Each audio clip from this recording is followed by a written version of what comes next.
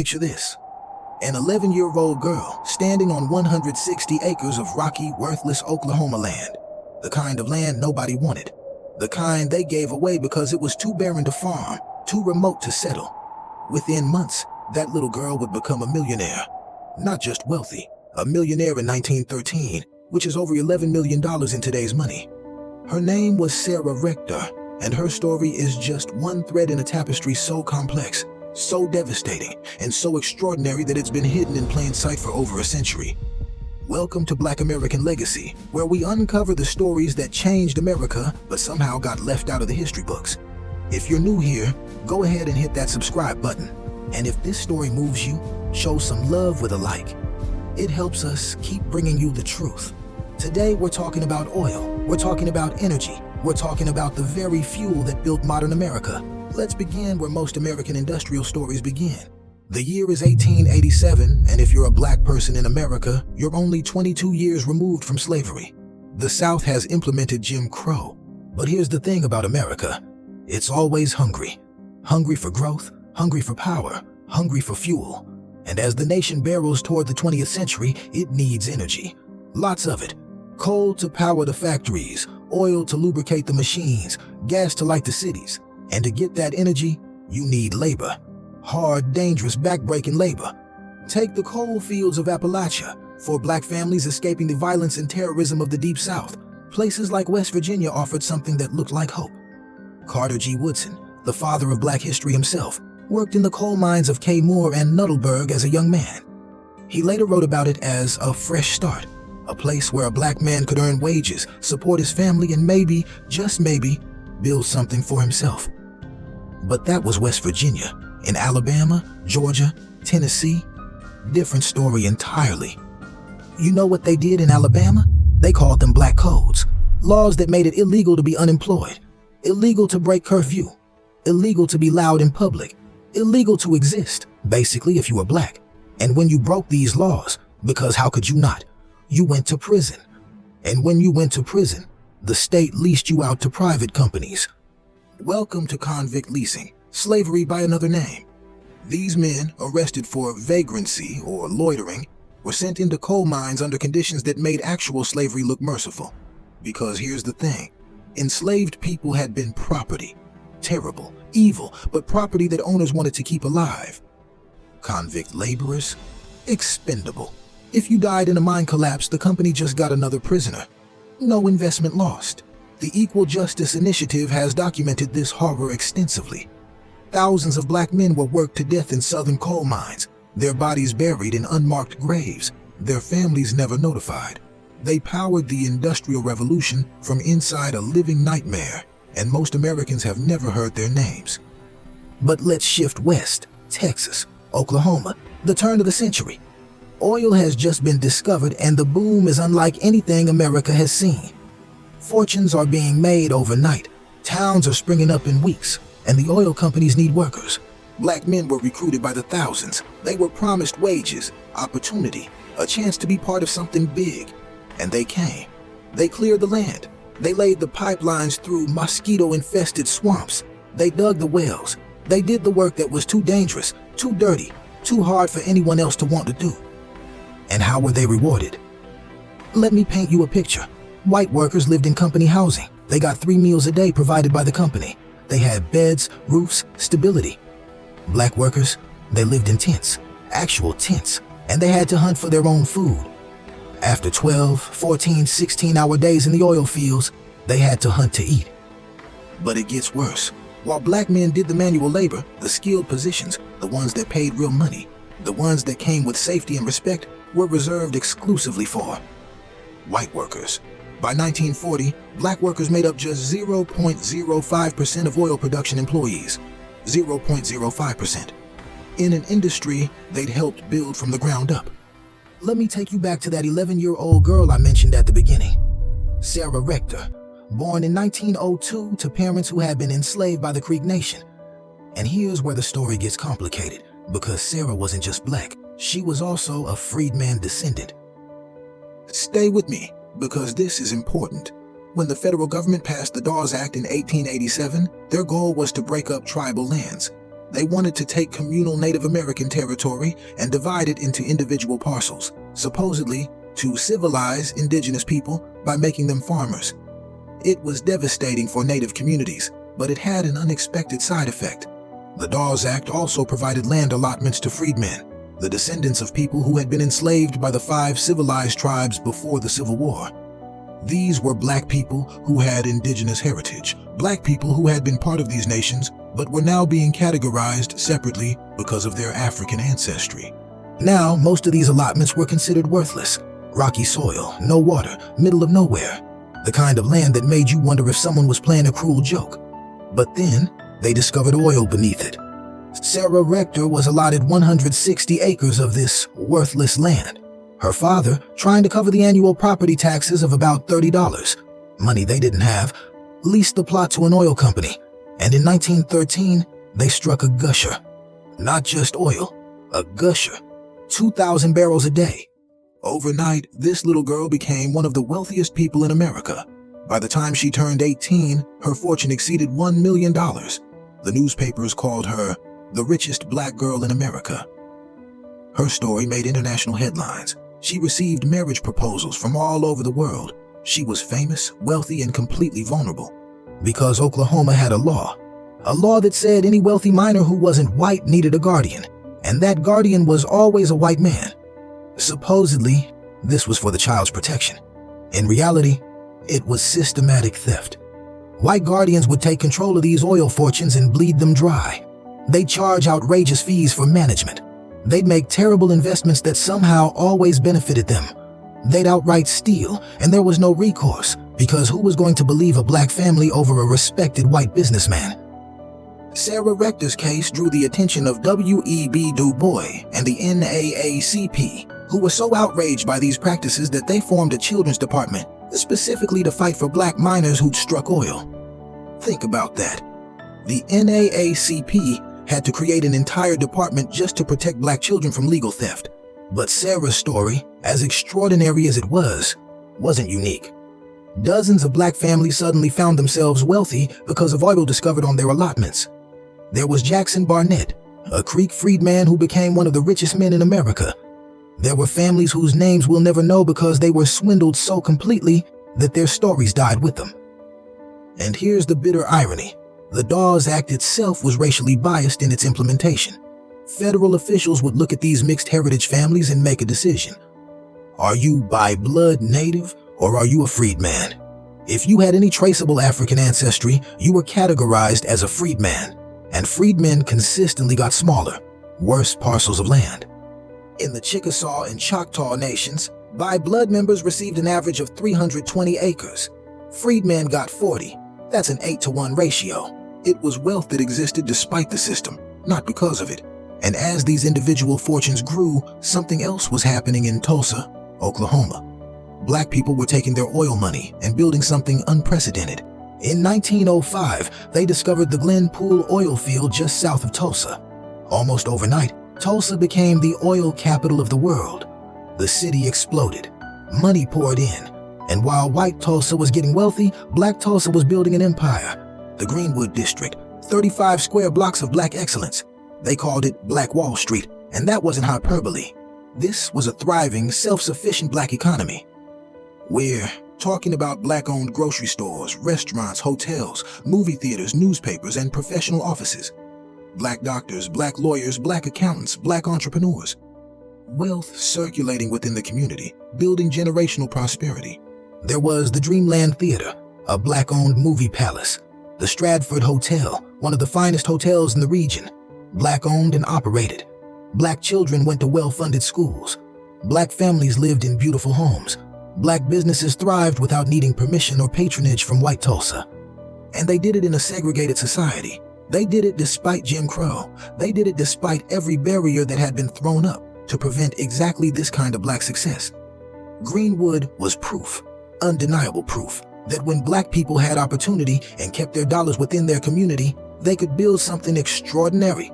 It was inspiring. It was powerful. May 31st, 1921. A black teenager named Dick Rowland gets on an elevator in downtown Tulsa. The elevator operator is a white woman named Sarah Page. Something happens in that elevator.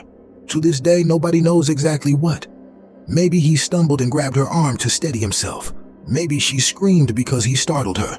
Maybe nothing happened at all. But the Tulsa Tribune publishes a sensationalized story with the headline, "Nab Negro for attacking girl in elevator." That's all it took. That's all it ever takes. A white mob forms outside the courthouse where Roland is being held. Thousands of white people, many of them deputized by the police, demanding that Roland be turned over to them for lynching. A group of Black World War I veterans, armed and determined, arrives to protect him. There's a confrontation. A shot is fired, and then all hell breaks loose. But here's what you need to understand. What happened next wasn't a riot. It wasn't a race riot. It wasn't spontaneous violence spinning out of control. It was a massacre. It was a coordinated, systematic destruction of black wealth. The white mob descended on Greenwood like an invading army. They didn't just attack people. They attacked prosperity. They looted every black business they could find. They set fire to every black home. They shot black people in the streets. They dropped incendiary devices from private planes. Yes, planes, onto black churches and schools. For 24 hours, Greenwood burned. When the smoke cleared, 35 square blocks had been reduced to ash. An estimated 300 black people were dead. 10,000 were homeless. Every school, every church, every business, every home, gone. The wealthiest black community in America had been erased from the map. And here's the part that makes your blood run cold. Nobody was ever held accountable. Not one person. Not one arrest led to a conviction. In fact, the city blamed black residents for the violence. Insurance companies refused to pay out on black-owned policies, claiming the damage was due to riot, which wasn't covered. The city even considered condemning the land to prevent black families from rebuilding. But the people of Greenwood tried. They rebuilt. They fought. They refused to let their community die. But the wealth, the generational wealth that had been building in those banks, those businesses, those homes, gone. And it never came back. A recent economic analysis looked at the wealth gap in Tulsa today. Right now, the mean wealth of black residents in Tulsa is $19,000. For white residents, $232,000. That's a 12-to-1 ratio, and it's driven primarily by disparities in home ownership and entrepreneurship, the exact things that were destroyed in 1921 and never restored. For generations, the massacre wasn't even taught in Oklahoma schools. Survivors carried the trauma in silence, and the oil money that had helped build Black Wall Street kept flowing. Just not to black families anymore. But even after Tulsa, even after that devastating message was sent, black Americans didn't give up. They kept working in the energy sector. They kept fighting for equity. And slowly, painfully, they started to make progress. By 1940, 19 years after the massacre, black workers made up 0.05% of all employees. Think about what that number means. In an industry that black labor had literally built, black workers had been almost completely erased from the workforce.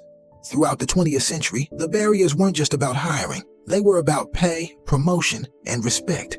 Black workers who did manage to get jobs in the energy sector faced a hostile, segregated workplace. They were passed over for promotions. They were paid less than white workers doing the same jobs.